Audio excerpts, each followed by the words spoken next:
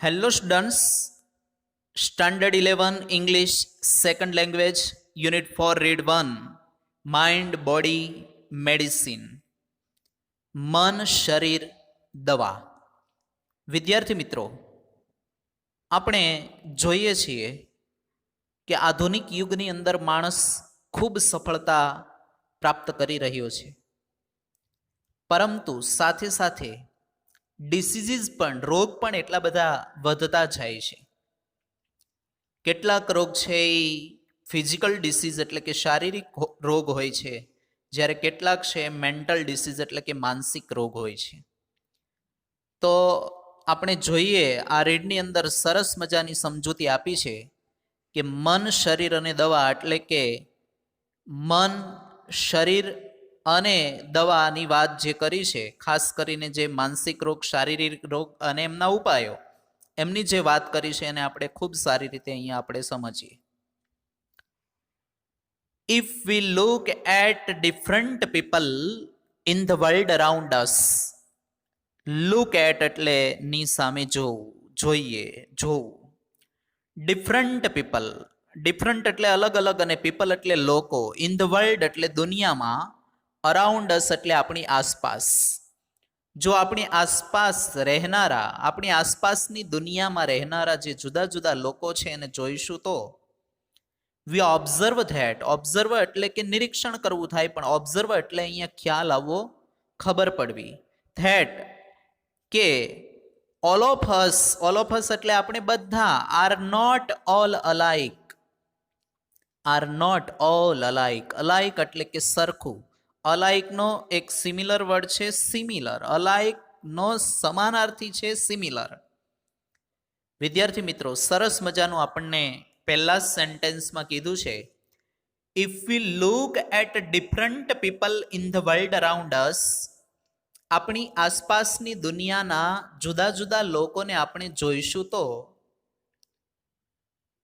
V observe that, આપણને ખ્યાલ આવશે કે all of us are not all alike, બધા જ છે એક સરખા નથી હોતા.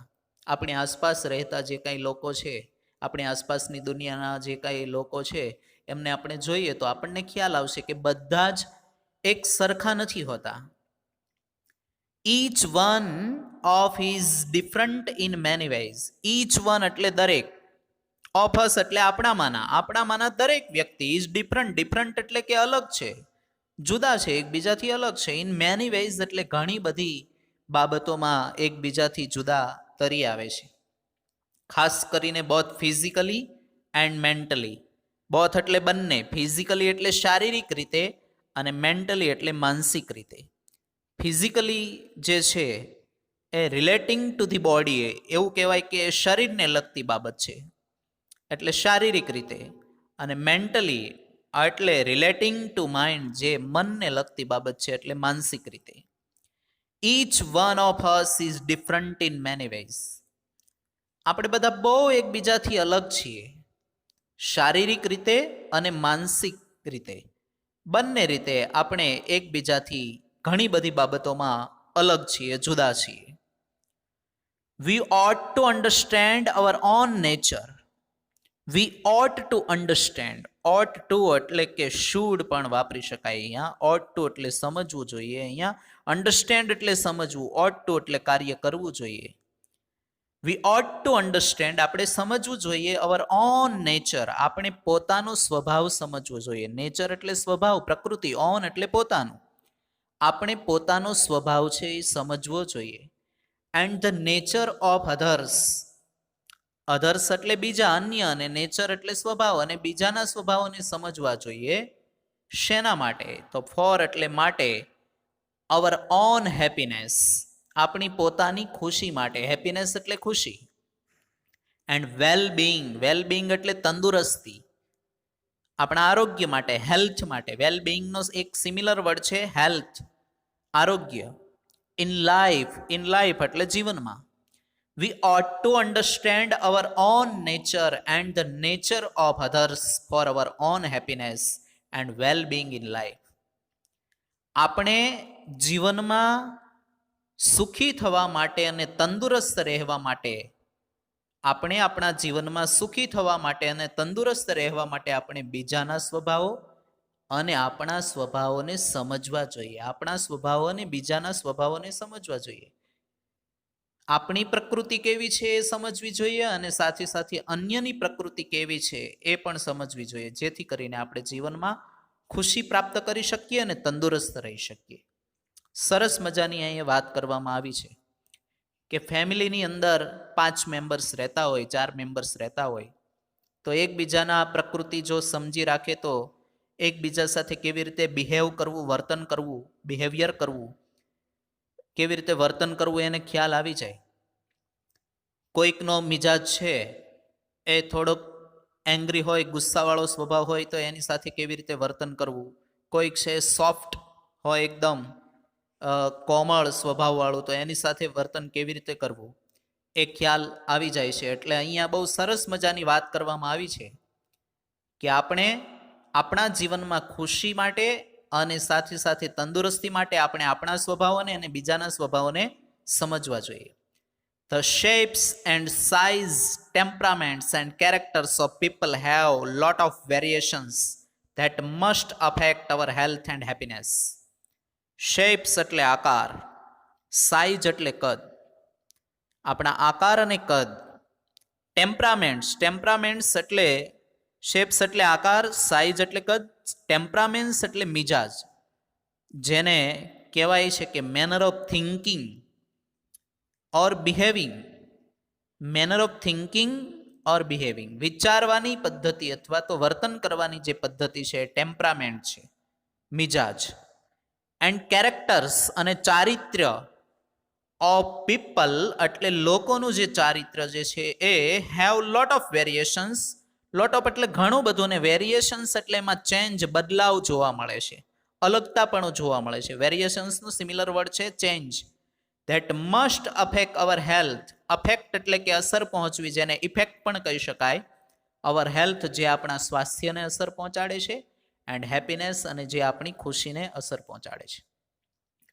The shapes and size, temperaments and characters of people. લોકોનો જે આકાર છે, લોકોનો જે કદ છે, લોકોનો મિજાજ છે અને લોકોનું ચારિત્ર્ય જે છે એમાં બહુ બધો બદલાવ જોવા મળે છે, જે આપણા સ્વાસ્થ્ય ઉપર અને આપણી ખુશી, જે આપણા સ્વાસ્થ્યને અને આપણી ખુશીને ખૂબ અસર પહોંચાડે છે, ચોક્કસ રીતે અસર પહોંચાડે છે. એટલે ખાસ કરીને આપણે ટેમ્પરામેન્ટ્સ એટલે કે સ્વભાવો ઓળખી રાખવા જોઈએ.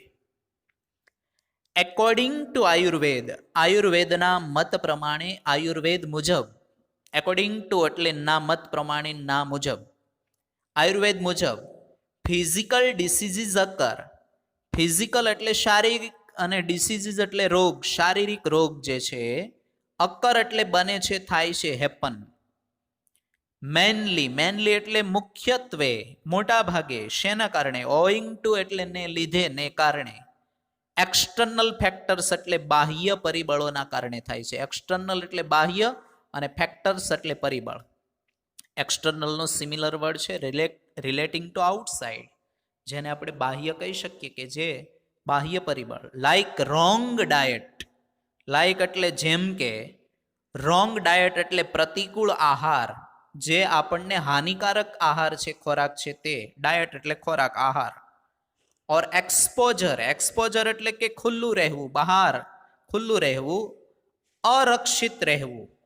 કોના તરફ અરક્ષિત રહેવું? Two pathogens. પેથોજેન્સ એટલે કે જે જીવાણુઓ છે, જે પ્રજીવો છે, બેક્ટેરિયા છે, જે હાનિકારક છે આપણા માટે, એ વાયરસ જે છે, બેક્ટેરિયા છે, એના સામે અરક્ષિત રહેવું એ ખાસ મુખ્ય પરિબળ છે. આયુર્વેદના મત પ્રમાણે ફિઝિકલ ડિસીઝીસ અકર એટલે કે શારીરિક રોગો થાય છે મોટા ભાગે ખાસ કરીને આપણે પ્રતિકૂળ આહાર લઈએ છીએ. પ્રતિકૂળ આહાર અને બેક્ટેરિયા સામે, જીવાણુઓ સામે આપણે અરક્ષિત રહીએ છીએ. એવા જે બાહ્ય પરિબળો છે એના લીધે જ આપણને શારીરિક રોગો થાય છે. એટલે શારીરિક રોગનું વિદ્યાર્થી મિત્રો આપણને કારણ જાણવા મળ્યું કે we should not take wrong diet. આપણે પ્રતિકૂળ આહાર ન લેવો જોઈએ, આપણે નુકસાનકારક ખોરાક ના લેવો જોઈએ. ફોર એક્ઝામ્પલ ફાસ્ટ ફૂડ્સ, આપણે ખબર જ છે બધાને કે ફાસ્ટ ફૂડ. ત્યારબાદ એવું પણ કીધું છે એક્સપોઝર ટુ પેથોજેન્સ, જે જીવાણુઓ છે એમની સામે અરક્ષિત રહેવાથી પણ આપણને શારીરિક રોગો થાય છે.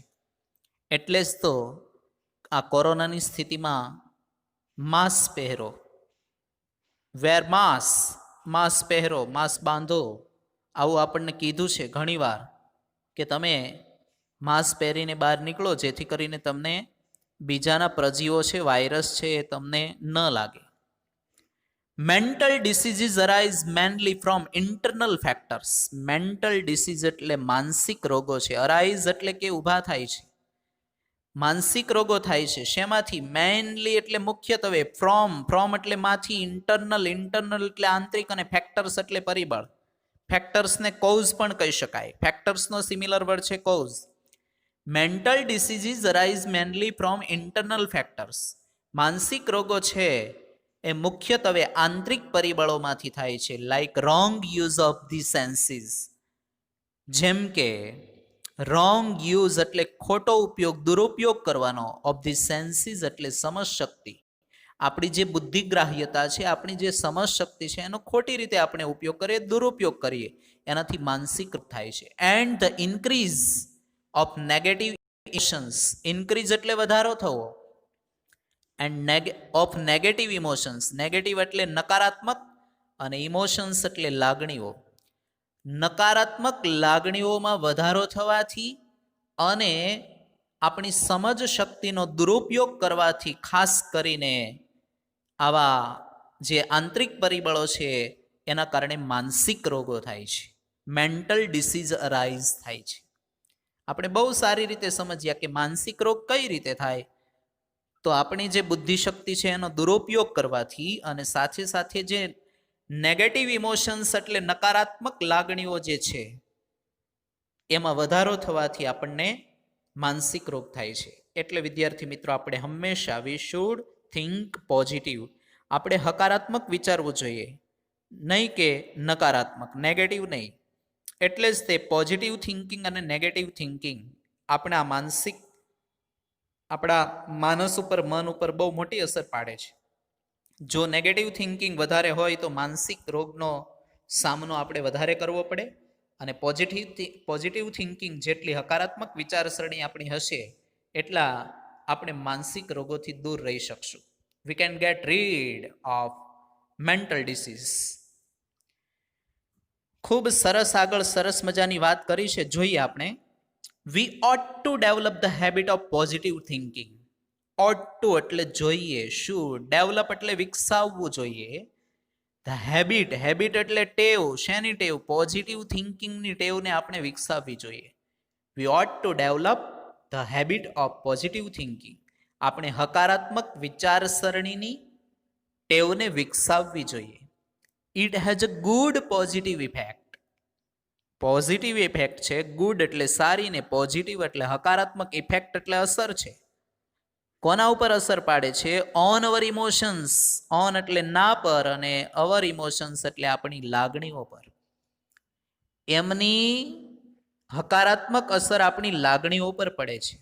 આપણે હકારાત્મક વિચારસરણીની ટેવને વિકસાવવી જોઈએ, અને જેમની હકારાત્મક અસર આપણી લાગણી ઉપર થાય છે. હાવેવર, જો કે તેમ છતાંય, both physical and psychological diseases are usually mixed and one seldom occurs without the other. both એટલે બંને, ફિઝિકલ એટલે શારીરિક, અને સાયકોલોજીકલ એટલે માનસિક. આ સાયકોલોજીકલ છે એ સ્પેલિંગ તમે રીડ કરતા હોય ત્યારે પી છે એ સાયલન્ટ છે, એટલે સાયકોલોજીકલ નહીં, પરંતુ એને સાયકોલોજીકલ વંચાય છે. એટલે પી સાયલન્ટ વર્ડ છે. સાયકોલોજીકલ. ડિસીઝ એટલે રોગ. બંને રોગ, શારીરિક અને માનસિક, આ બંને રોગ છે આર યુઝ્યુઅલી મિક્સ્ડ, એટલે કે સામાન્ય રીતે મિક્સ્ડ એટલે કે એકબીજા સાથે સંકળાયેલ છે. શારીરિક રોગ થાય તો માનસિક થાય, અને માનસિક થાય તો શારીરિક રોગ થાય. એવી રીતે આ બંને એકબીજા સાથે સંકળાયેલ છે. And one seldom occurs without the other. Seldom એટલે ભાગ્યે જ, જેને રેરલી કહી શકાય, ભાગ્યે જ.